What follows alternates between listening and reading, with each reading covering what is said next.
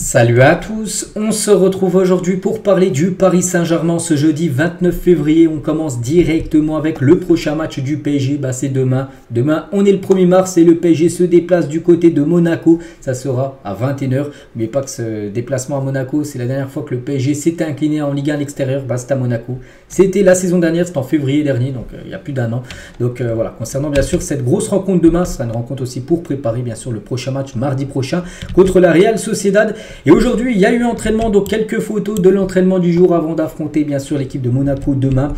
Sous le brouillard actuellement du côté de Paris. On peut voir Ousmane Dembélé avec Warren Zaïre-Emery. On peut voir Nuno Mendes qui a joué à la fin de match lors de la dernière rencontre là, contre Rennes. Donc il y a peut-être des chances de le voir demain titulaire, on verra bien sûr.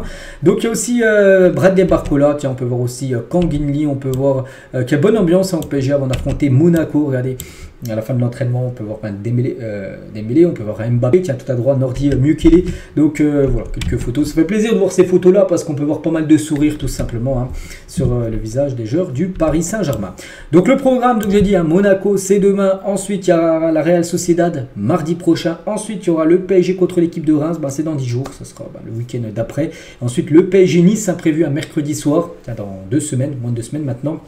Et après, il y aura Montpellier, puis après, ça sera la trêve internationale. Puis après, ça sera le déplacement du côté du Vélodrome pour le premier match après cette trêve internationale. On va parler de Marquinhos qui est très incertain pour affronter la Real Sociedad. Ça, c'est quand même un très gros coup dur parce qu'on sait que chaque saison, en le mois de février, il y a toujours un joueur cadre qui se blesse du côté du PSG. Il y a eu souvent Neymar lors des années précédentes. Donc là, c'est Marquinhos. Donc voilà, la douleur persiste dans son mollet depuis le match contre Nantes. Et la guérison de cette zone est délicate sans prendre de repos. Donc déjà il avait été forfait contre Rennes. À mon avis les gars, demain s'il veut jouer, avoir l'espoir de jouer contre la Real Sociedad, je pense que demain le mieux c'est ceux qui sont encore forfaits pour le match contre Monaco. Donc voilà, vraiment il est très incertain. Pour l'instant on ne peut pas dire encore officiellement s'il est là ou non, mais ouais, il est incertain pour cette rencontre là dans 5 jours.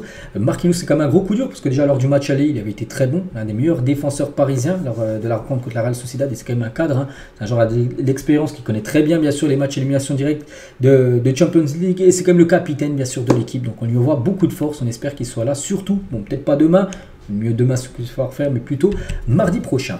Regardez à quoi devrait ressembler le 11 de départ pour le match de demain du côté de Monaco d'après l'équipe. Donc Donnarumma sera au but, donc Hernandez, donc on peut voir que Nuno Mendes devrait encore être sur le banc, peut-être il pourrait jouer peut-être la deuxième mi-temps, on ne sait pas. Donc Hernandez, Beraldo, Danilo, donc pas de Marquinhos qui devrait être forfait, avec Carlos Soler qui devrait être défenseur droit, Ugarte, Fabien Ruiz, Zaïre-Emery devant Colomani, Dembélé et Mbappé en attaque. Voilà, donc par exemple Gonzalo Ramos qui est plutôt bon sur les derniers matchs, devrait de nouveau, d'après l'équipe, voilà, parce que Luis Enrique souvent il fait des surprises dans les 11 de départ, mais bon, d'après l'équipe, Gonzalo Ramos, j'ai dit pour moi il mérite sa place de titulaire, devrait de nouveau être sur le banc, donc voilà, ça pourrait ressembler à ça le 11 de demain. Après peut-être il fait tourner, peut-être il fait pas jouer Gonzalo Ramos pour le faire jouer peut-être mardi, on ne sait pas, donc voilà. Concernant cette rencontre, en plus d'un perchoir pour observer ces joueurs, Luis Enrique a installé un écran géant au centre d'entraînement du Paris Saint-Germain, donc un perchoir en gros c'est une petite grue qu'il a demandé tout simplement pour être un peu plus haut, pour être 2-3 mètres en haut pour voir mieux tout simplement les entraînements. Le technicien projette des images pour analyser les déplacements de ces joueurs avec Marco Asensio comme exemple la plupart du temps. Donc voilà, quelques infos concernant l'entraînement au PSG. Donc au PSG c'est vidéo à la demande, les joueurs utilisent également chez eux pour s'améliorer des analyses très pointues, par exemple projection vers l'avant et frappe au but pour Zaïre-Emery ou pour Dembélé sur ses prises de balles avant d'attaquer la profondeur. Donc chaque semaine les joueurs reçoivent un résumé de leurs prestations avec des séquences précises sur lesquelles travailler, comme ça ils peuvent le regarder chez eux et voir ce qui va et ce qui ne va pas, et comme ça ils s'améliorent sur ce qui ne va pas trop en gros. Par exemple Bradley Barcola regarde toutes ces interventions avec un focus sur les 1 contre 1 et l'utilisation du ballon une fois les duels remportés, et toujours avec cette vidéo qui amène à plus on peut dire lors des entraînements. Donc ce travail individuel avec les vidéos, Luis Enrique ne le voit pas comme une entrave à ce qu'il met en place au niveau collectif, il y voit le signal d'un comportement positif et très professionnel qui doit venir en complément de ce que fait déjà le club. Donc voilà. Voilà. En gros, ce qu'il y a à dire sur la vidéo, et comme j'ai dit, il y a un écran géant maintenant au centre de Poissy, bien sûr, au centre d'entraînement pour, bien sûr, utiliser énormément la vidéo.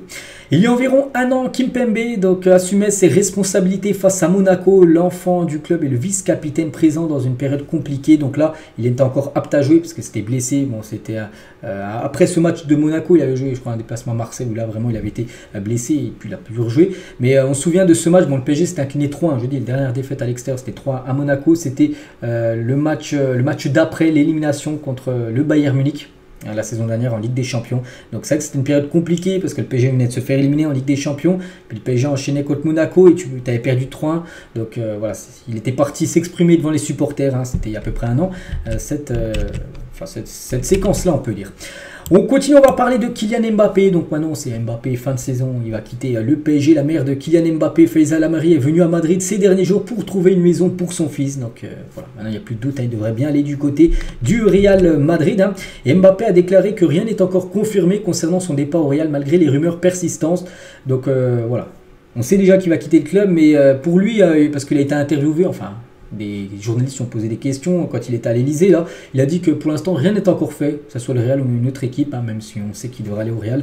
Donc son départ est acté, hein, mais l'émir du Qatar lui a néanmoins exprimé ses vœux de bonne chance hein, lors d'une brève rencontre captée par les caméras. Hein, donc l'émir du Qatar, c'est le propriétaire du PSG et il a dit en gros bonne chance à Mbappé, ce qui veut dire bonne chance hein, pour la suite de ta carrière. La priorité pour l'été prochain n'est pas Raphaël Leao car son profil ne fait pas consensus hein, parce qu'on avait beaucoup entendu là ces dernières semaines que Leao était l'option numéro 1 pour remplacer Kylian Mbappé.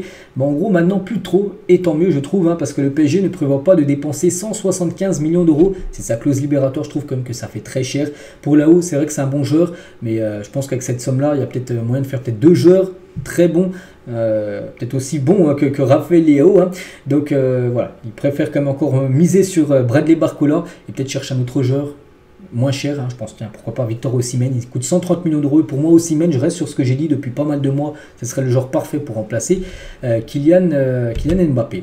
Et Leao, les gars, à propos de où il voit son avenir, hein, donc lui à l'AC Milan, donc voilà, ce qu'il a pu dire lors de la dernière interview, donc quand quelqu'un lui a posé où il souhaitait jouer la saison prochaine. Concernant Lenny Yoro, donc le PSG, Luis Campos garde espoir quant à l'arrivée de Lenny Yoro, bien que d'autres grands clubs convoitent également le défenseur du LOSC pour cet été, il y a surtout le Real Madrid et le PSG, c'est vraiment les deux clubs ultra intéressés. Hein. Il devrait aller dans un de ces deux clubs-là. On espère bien sûr Paris qui continue à rester en France. Hein. En cas d'échec, une liste de défenseurs, c'est pas possible. Hein. Au PSG, donc en cas d'échec, une liste de défenseurs parmi lesquels figure un joueur français de très haut niveau a été établi en alternative, en plan B, si Lenny Yoro ne peut pas être signé l'été prochain. Concernant Xavi Simons, donc le futur de Xavi Simons n'est pas encore décidé, il pourrait soit retourner à Paris, soit être vendu par le club. Bon, moi je pense que voilà, entre les deux options, il faut enfin le garder, surtout avec le départ de Mbappé, il faut le garder. Hein. Xavi Simons, les gars, c'est un jeune joueur, il a déjà prouvé au PSV, il a prouvé de nouveau à Leipzig que c'est un joueur qui peut bien sûr jouer au Paris Saint-Germain, donc je pense qu'il faut le garder. Ça sert à rien de à chaque fois le faire revenir pour le prêter ou le vendre. Donc là, il faut maintenant le conserver la saison prochaine. Le PSG veut un milieu défensif de très haut niveau et est prêt à payer cher. Hein. Le profil du milieu défensif est connu, donc technique, régulateur et capable de s'imposer physiquement. Donc voilà. PSG, bon, on sait, il y aura un attaquant qui va arriver pour remplacer Kylian, il y aura un défenseur, on espère Lenny Yoro, mais il y aura aussi un milieu défensif, normalement de très haut niveau, hein, que le PSG pourrait débourser très cher pour s'offrir un genre de technique, enfin de ces 3 points-là. Donc moi je pense à un joueur, tiens, que le PSG en plus avait essayé de recruter en tout début janvier, c'est Bruno Guimaraes, genre de Newcastle. Je pense qu'il a ces 3 qualités-là. Voilà. On continue avec Gonzalo Ramos, se sent beaucoup mieux physiquement et mentalement, totalement rétabli de son virus. Le Portugais a montré de meilleures performances à l'entraînement, donc ça c'est une bonne nouvelle. Et c'est juste dommage, j'ai dit que demain, normalement, d'après la compo probable, on espère qu'il y aura une surprise qu'il soit titulaire, mais on aimerait qu'il soit titulaire parce qu'il le mérite. Hein.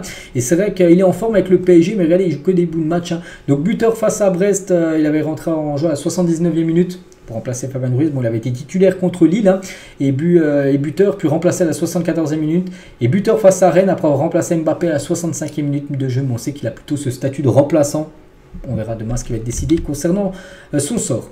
Donnarumma est heureux au PSG parce qu'il y avait des rumeurs là que Donnarumma, avec le gardien de Dortmund, Kobel, les gars, qui était pisté par le PSG pour remplacer Donnarumma. Pas du tout, hein. Donnarumma, les gars, il est bien au PSG. Hein. Malgré les rumeurs de transfert l'été dernier, le clan du joueur a affirmé qu'il se sentait bien au club et les dirigeants lui ont confirmé qu'il serait bien sûr le numéro 1 encore la saison prochaine. Le joueur est déterminé à rester au club. Après, ça se peut qu'il y ait un nouveau gardien qui arrive parce que Navas risque de quitter le club vu qu'il est en fin de saison et Kobel, le gardien de Dortmund, il peut venir, mais ça sera seulement la doublure tout simplement de Donnarumma. Des nouvelles cas de Moscardo, donc avec le polo blanc là, donc regardez surtout sa jambe, son pied gauche, hein, il a été opéré, hein, on le sait, donc encore 2 mois d'indisponibilité. N'oubliez pas qu'il il a appartient au PSG, prêté au Corinthians jusqu'au 30 juin prochain, puis à partir du 1er juillet, il débarquera bien sûr au club. Donc maintenant pour lui c'est rétablissement. Sur Instagram, Neymar a liké un post s'attaquant Ousmane Dembélé comparant leur nombre de buts inscrits sous le maillot du PSG cette saison. Donc Neymar a répondu avec l'émoticône suivant, donc en train de rigoler, donc voilà Neymar, ce qu'il a pu mettre, donc parce que Dembélé il a marqué un but et Neymar en a marqué 2, c'était peut-être en pré-saison, hein, donc quand il était encore au PSG avant de partir bien sûr du côté d'Al Hilal, donc voilà, pas très cool, hein, on va dire, de la part de Neymar. Et tiens, on finit avec Neymar et la relation qu'il avait à l'époque avec Mbappé. Donc les relations entre Mbappé et Neymar seraient comparables à des montagnes russes, hein. Donc un coup ça va bien, puis un coup ça va pas. Donc du jour au lendemain, il passait de meilleurs amis à être en froid. Mbappé aurait poussé pour le départ du Brésilien en voulant être le numéro 1 au club. Voilà ce qu'on a appris aujourd'hui. Bon, c'est vrai qu'on se doutait quand même que Mbappé a certainement une importance dans le départ de Neymar l'été dernier. Hein. Donc voilà, concernant ces deux-là et ce qu'il y avait à dire aujourd'hui, j'espère que ça vous a plu. On se retrouve demain. Demain, la vidéo sortira plus tôt parce que demain soir, il y a match. Hein, le PSG, hein, je l'ai dit, se déplace à Monaco. Hein, la conférence de presse de Luis Enrique cet après-midi. Donc on reviendra sur tout ce qu'il y a à dire, bien sûr, concernant cette rencontre. Je vous souhaite une très bonne journée et à demain.